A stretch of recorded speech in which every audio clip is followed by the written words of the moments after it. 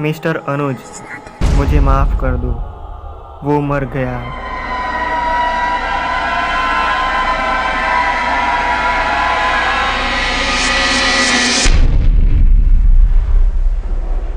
जी हाँ, आपने सही सुना। ये स्टोरी बहुत ही इंटरेस्टिंग और ख़तरनाक होने वाली है, तो इस वीडियो को पूरा ज़रूर देखें। श्री राजेश कुमार जेस्ट इंडस्ट्रीज़ के मालिक अपने एरिया के फेमस बिजनेसमैन की लिस्ट में शामिल थे, परंतु पिछले कुछ समय से उनको बिजनेस में बहुत नुकसान झेलना पड़ रहा था। मुख्य प्रोडक्शन यूनिट्स का बंद होना, कंपनी के शेयर्स में भारी गिरावट आना, रीजनेबल कोटेशन के बावजूद भी कॉन्ट्रैक्ट्स और ट्रेंड्स का हाथ से निकल जाना, आखिरकार उनका यह हर दिन बढ़ता स्ट्रेस उनकी आत्महत्या का कारण बन गया। अनुज कुमार उनका एक लौता बेटा था, जिसको अपने पिता का बिजनेस और चिंताएं विरासत में मिली थी। ऐसे अनुमान लगाए जा रहे थे कि घाटे में चल रही जेस्ट इंडस्ट्रीज जल्द ही बंद हो जाएगी। कुछ दिनों बाद जेस्ट इंडस्ट्रीज की हेड ऑफिस के सुनसान कॉरिडोर में एक अनजान शख्स आता है। फिर क्या हुआ, कौन था वो शख्स, चलिए जानते हैं। उस अनजान शख्स ने कहा, मैडम रेनू, आपसे कुछ बात करनी थी। रेनू ने कहा, मैं अजनबियों से बात नहीं करती। उस अनजान शख्स ने कहा, लेकिन ऑफिस में तो आप हर व्यक्ति से गॉसिप करती रहती हैं। रेनू ने कहा, क्या, कौन है आप? तुम्हारा बॉस। क्या अभी भी नहीं पहचाना? कुछ देर बाद उस कॉरिडोर पर रेनू की लाश पड़ी हुई मिली। ऑफिस में रिटेल एग्जीक्यूटिव के पर्सनल कैबिन में वही व्यक्ति जाता है और जो होता है वो देखने लायक होता है। What nonsense! ऑफिस स्टेशनरी का इस तरह पर्सनल यूज और वेस्टेज नहीं होना चाहिए रमेश।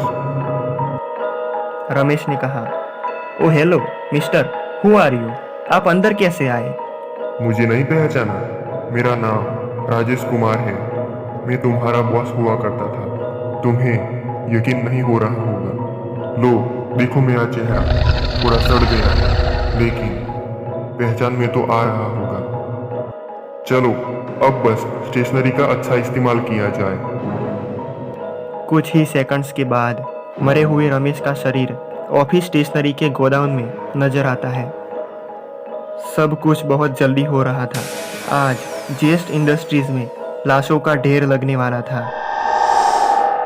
जमुना दास जी, आप बूढ़े हो गए हैं। अब आप काम नहीं करते, बस अटेंडेंस लगाने आ जाते हैं। कंपनी की पुराने एम्प्लॉयज़ हैं ना, सब आपकी बहुत रिस्पेक्ट करते हैं। मैं भी करता था, पर बुढ़ापे में मुझसे आपकी ये मेहनत देखी नहीं जाती। अरे कुछ तो कीजिए। ऐसा राजेश कुमार ने जमुना दास जी को कहा। जमुना दास जी कुछ कहने से पहले ही अधिक डर की वजह से चल बसे।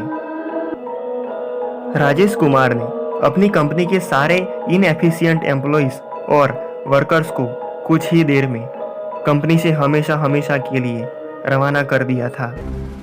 यदि आपको लगता है कि यह डरावना सिलसिला यहीं रुका, तो आप गलत हैं।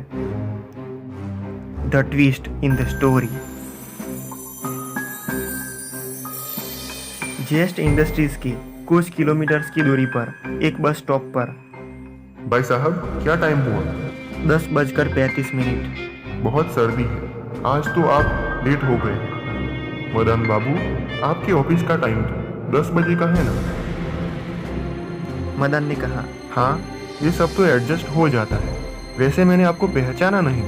उस इंसान ने कहा, सब मुझे राजेश कुमार के नाम से जानते हैं। मैं आपके ऑफिस का हेड था। मदन ने कहा, व्हाट? अरे आपकी बस आ गई, जल्दी कीजिए। अचानक मदन को उस व्यक्ति ने बस के आगे धक्का दे दिया और मदन की बस के नीचे आ जाने से डेथ हो गई। कुछ ही समय में शहर के फेमस कॉन्ट्रैक्टर्स और गवर्नमेंट ऑफिसर्स भी मारे गए, जिन्होंने जेस्ट इंडस्ट्रीज की जगह राइवल कंपनी डैन इंडस्ट्रीज की किसी न किसी प्रकार से मदद की थी। शहर में हो रही इन हत्याओं का रहस्य उलझता ही जा रहा था। पहले से ही परेशान राजेश कुमार के बेटे अनुज से पुलिस शक के दायरे पर पूछताछ कर रही थी, लेकिन मौत का सिलसिला तब भी बरकरार था। आखिरकार क्या राज था इसके पीछे? Dan industries. Congratulations mister Manish, अपने डैन इंडस्ट्रीज की रिक्वायरमेंट सेल की सूरत ही बदल डाली। कितने एफिशिएंट एम्प्लॉइज चुन चुके हैं आप। और देखिए, साल में प्रमोशन, पर्सनल केबिन, कार वगैरह। मनीष ने कहा। थैंक यू मिस्टर बलवंत, पर आपका अपॉइंटमेंट तो 30 मिनट के बाद का है। अपॉइंटमेंट तो आपका है मौत के साथ। मनीष ने कहा। एक्सक्यूज मी, ये क्या मजाक है? अरे ये मजाक नहीं। अच्छा देखिए मुझे, मैं क्या कोई मजाक करने वाला लगता हूँ? और सच में मनीष का अपॉइंटमेंट मौत के साथ। मनीष का अच्छा रिकॉर्ड उसकी मौत का कारण बन गया। इसके बाद डैन इंडस्ट्रीज के बाहर। बेटा सुनो, कहाँ जा रहे हैं? उस लड़के ने कहा। डैन इंडस्ट्रीज में जॉब के लिए अप्लाई करने जा रहा हूँ। ये कंपनी अच्छी नहीं है, दूसरी जगह ट्राई करो। लेकिन मैं तो यहाँ अप्लाई करना चाहता हूँ। बेटा मेरी बात सुनो, बड़ों की बात ऐसे नहीं काटती। तुम्हारा एकेडमिक रिकॉर्ड अच्छा है, जेएस्ट इंडस्ट्रीज में जाकर ट्राई करो। यहाँ तो मुझ जैसे लोग रहते हैं। उस सूरत को देखकर वो लड़का बुरी तरह से डर जाता है और अपने सारे डॉक्यूमेंट्स छोड़कर भाग जाता है। कुछ ही समय में डैन इंडस्ट्रीज के ऊंची क्वालिटी वाले रॉ मटेरियल्स देने वाले सारे सप्लायर्स भी मारे गए। अनुज को पुलिस ने छोड़ दिया और परेशानी से घिरा हुआ अनुज वापस घर लौटने लगा। लेकिन शायद उसके पिता ने उसकी परेशानी को हमेशा के लिए खत्म करने का मन बना लिया था। डैन इंडस्ट्रीज के हेड श्री सुनील दामा अपनी ऑफिस मीटिंग के लिए जा रहे थे। सुनील दामा ने कहा, ड्राइवर होटल ले चलो।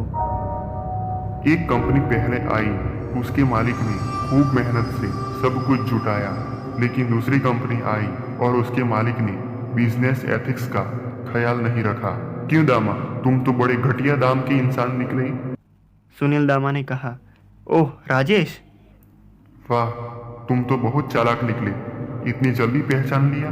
अब जल्दी मुझे मारो, मैं अपने बेटे की और ज्यादा परेशानी नहीं देख सकता। ड्राइवर की सीट तुरंत खाली हो जाती है और सुनील दामा की गाड़ी बिना ड्राइवर की अनियंत्रित हो जाती है और दूसरी कार से टकरा जाती है। दोनों गाड़ियों की टक्कर से भयंकर ब्लास्ट हुआ और दोनों गाड़ियां जलकर राख हो गई। ये घटना बहुत ही दर्दनाक थी। दूसरी कार में अनुज बैठा था। इस हादसे में दोनों कंपनीज के मालिकों की मौत के बाद डैन इंडस्ट्रीज और जैन इंडस्ट्रीज बंद हो गई और कंपनी की स्थिति सुधारने के लिए राजेश कुमार की आत्मा का खूनी खेल बंद हुआ।